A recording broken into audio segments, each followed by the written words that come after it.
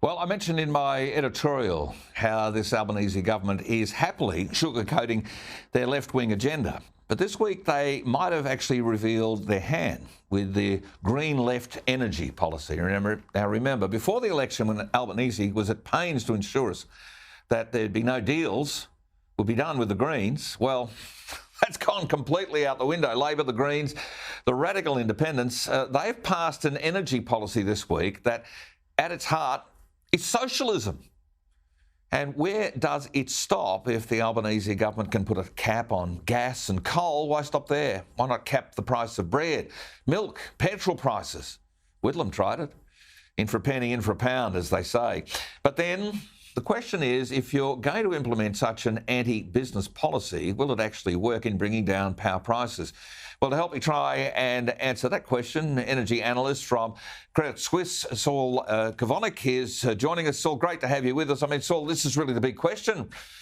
We're hearing talk about us being compared to Soviets and Nicaragua and Venezuela. I mean, will this bring down prices? Well, if we get down to the nuts and bolts of it, I'm afraid we can't answer that because we don't have the details. The reality is that nobody understands how this gas cap policy is going to work in practice. That includes everyone who's actually in the gas market, buyers, producers, traders and sellers, and the government itself. The government has shown it's been unable to answer very simple questions about how the mechanisms of this policy will work in meetings with industry over the course of the week. And that's what actually the biggest risk is about here. I know there's obviously a lot of talk about pricing, and we could all get on board with lower household bills. And there's a lot of talk about whether the $12 cap is reasonable or not. But the bigger issue here is Labor's essentially gone and ripped up the fundamental drivers of the entire gas market and not replaced it with anything. And now they're going to be making up all the rules on the fly. And that's what creates a great deal of risk. We've essentially got Labor saying here that she'll be right, mate. But she'll be right, mate, is unlikely to be right for something as complex as our energy markets.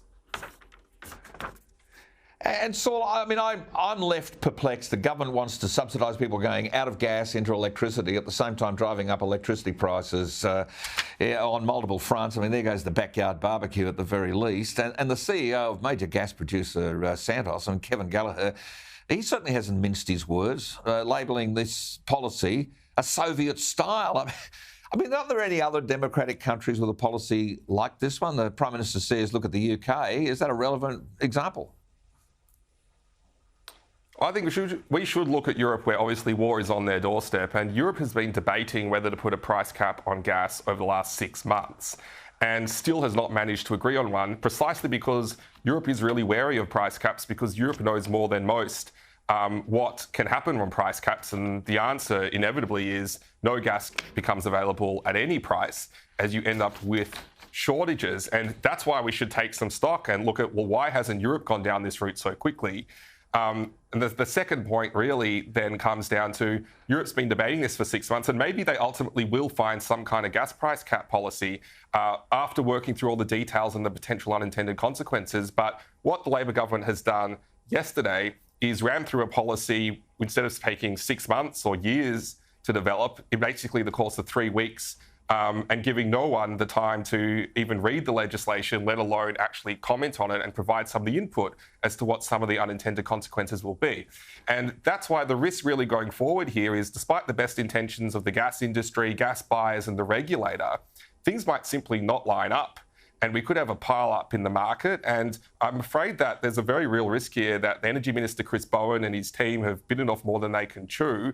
And we could see power and blackouts ensue. And again, looking at what's happened around the world, we've seen plenty of instances of, countries amending their gas and power market systems. They usually take 2 to 3 years to do so. Even then, they don't get it right. The chances that we've got it right, based on 3 weeks of work and no consultation whatsoever, are very, very remote. And that's why we face a pretty perilous position over the next 18 months, particularly in winter of 2024. Saul, I studied enough at economics at the university level. It doesn't make me an expert. You're more likely to be that than me, of course. But from a comparative public policy point of view, my major discipline, as you say, it seems very rushed, but it would strike me that putting more gas and more coal into the market is the answer for driving down prices, to actually get government out of the way in which they're trying to damage what the market would like to do, would be the answer. I mean, let's face it, was only last Friday this was announced, and a week later this whole thing's been voted on. I mean, this is, as you say, not a policy that's been well considered. It's a complete panic. And I think that what happens is international investors go and look for stability. They don't look for panic policies. Well, look, the impact on gas investments, it's already happening. Gas contracting has shriveled up in the last week. We've seen funding pulled from some small gas developers who now can't get their projects to work. We've seen some announcements already today of some gas projects that are being reconsidered. We're going to hear more announcements along those lines over the coming weeks. But frankly, I'm not worried about those. I'm worried about the really big investors who move the dial on the east coast of Australia. They're not going to want to pick a public fight with the government. They're not going to make a big announcement. They're simply just going to quietly and gradually withdraw their investment.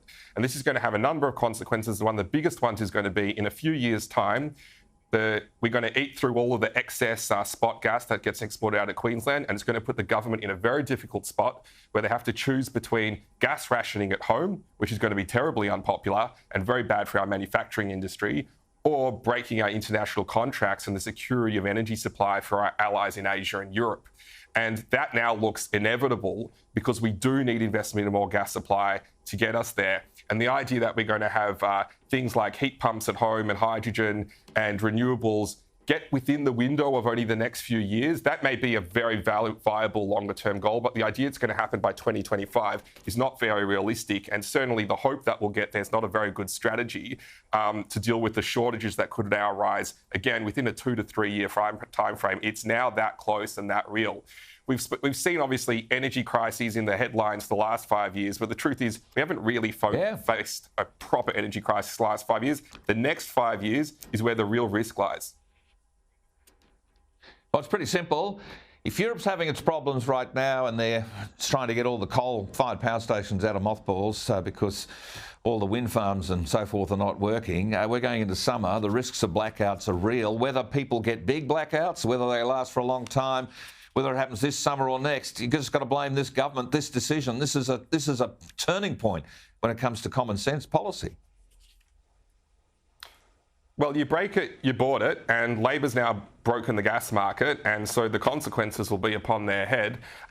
Again, hopefully that's not what happens. Hopefully we see some calmer heads prevail. Maybe they can walk back some of the more stringent parts of this policy, and with a bit of luck and a bit of skill on the part of our gas industry and the regulators we get through. But again, that's more of a hope than a strategy at this point, given we have no idea how this is going to work. In the near term. There's some other very real issues here. I highlight, we use price to determine who gets gas when there's a shortage. Now, without the price merit order, who's going to determine who gets gas and who goes without? And the answer is the government. There's no idea of what basis the government's going to do that. Are we going to see people's lights go off? Or do they have to choose between people not being able to heat their homes? Or is it going to be manufacturing jobs get lost when we have a day when the gas is short? And previously price determined that. Now it's up to the government. So maybe if you're mates with the government, that works well. And if you're not mates, you go without. But unfortunately, we have no basis and no point of review for the industry to understand how this will work.